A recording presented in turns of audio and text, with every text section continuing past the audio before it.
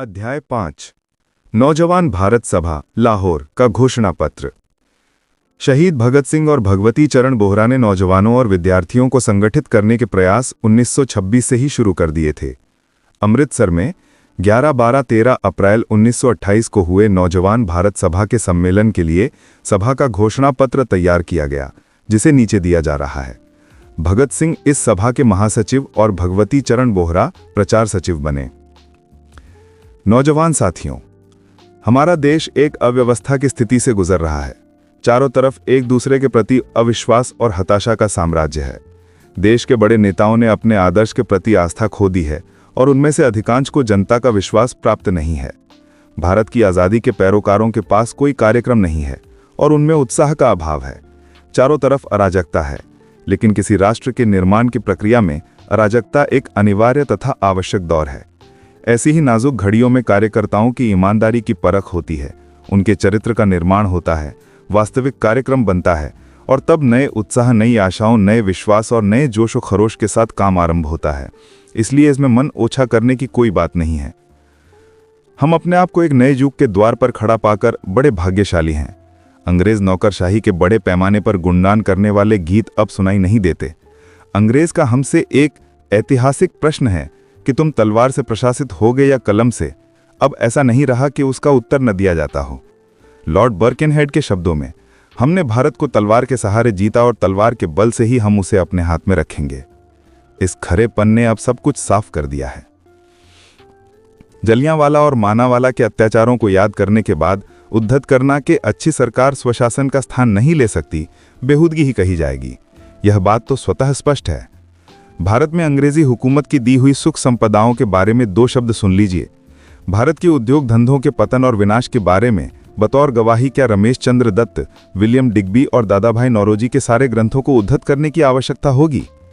क्या इस बात को साबित करने के लिए कोई प्रमाण जुटाना पड़ेगा कि अपनी उपजाऊ भूमि तथा खानों के बावजूद आज भारत सबसे गरीब देशों में से एक है, कि भारत जो अपनी महान सभ्यता पर गर्व कर सकता था, आज बहुत पिछड़ा हुआ देश है, जहां साक्षरता का अनुपात केवल 5% है?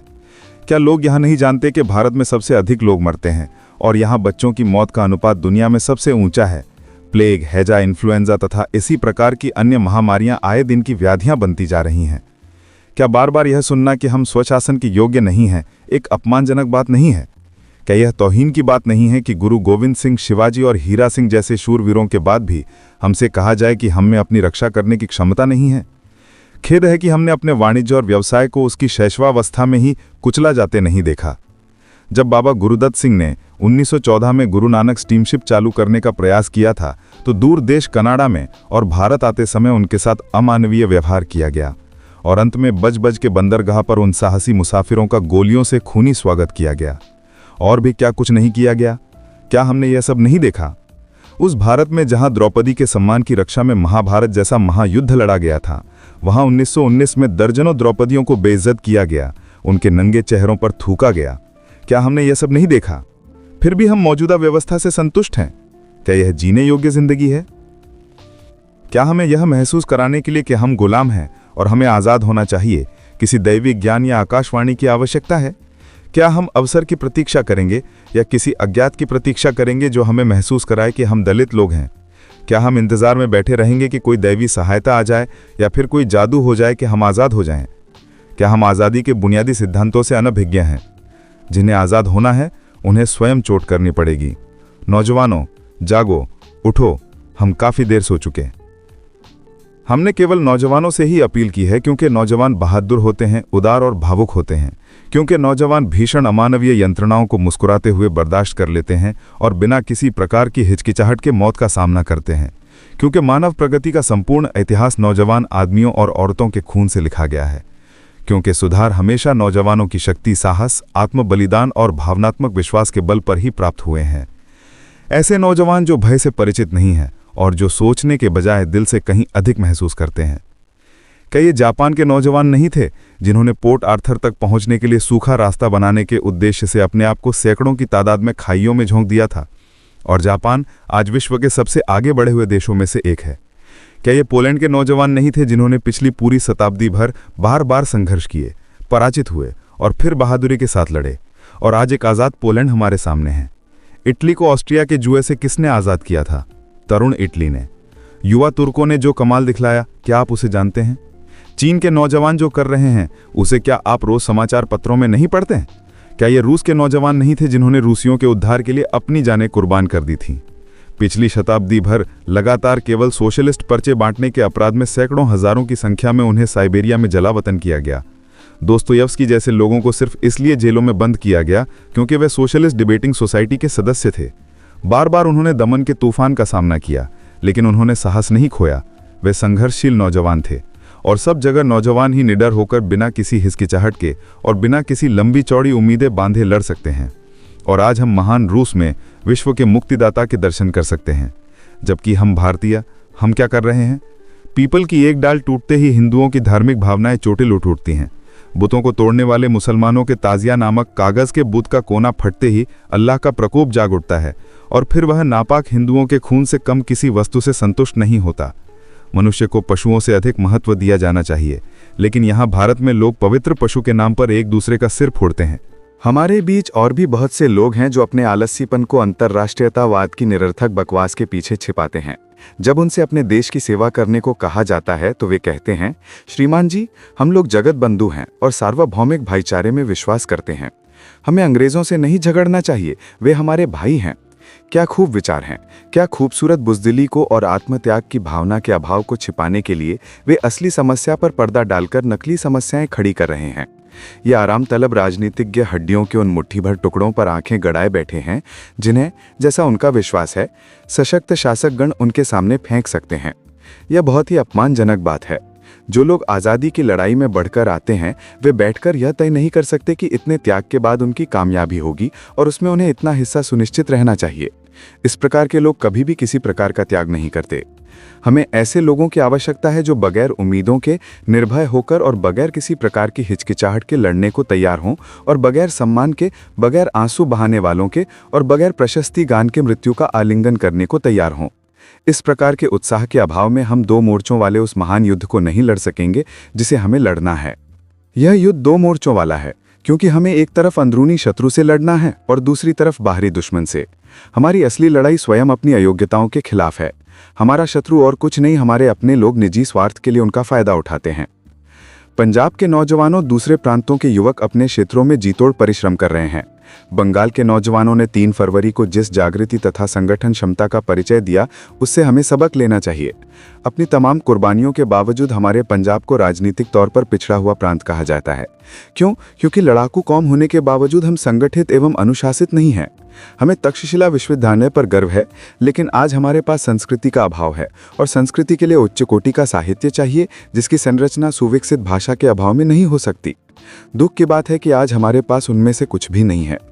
देश के सामने उपस्थित उपरम प्रश्नों का समाधान तलाश करने के साथ साथ हमें अपनी जनता को आने वाले महान संघर्ष के लिए तैयार करना पड़ेगा। हमारी राजनीतिक लड़ाई 1857 के स्वतंत्रता संग्राम के ठीक बाद से ही आरंभ हो गई थी। वह कई दौरों से होकर गुजर चुकी है। 20वीं शताब्दी के आरंभ से अंग्रेज नौकरशाही ने भारत के प्रति एक नई नीति अपनाई है। वे हमारे देश के पूंजीपति तथा निम्न पूंजीपति वर्ग को सहूलियतें देकर अपनी तरफ मिला रहे हैं। दोनों का हित एक हो रहा है।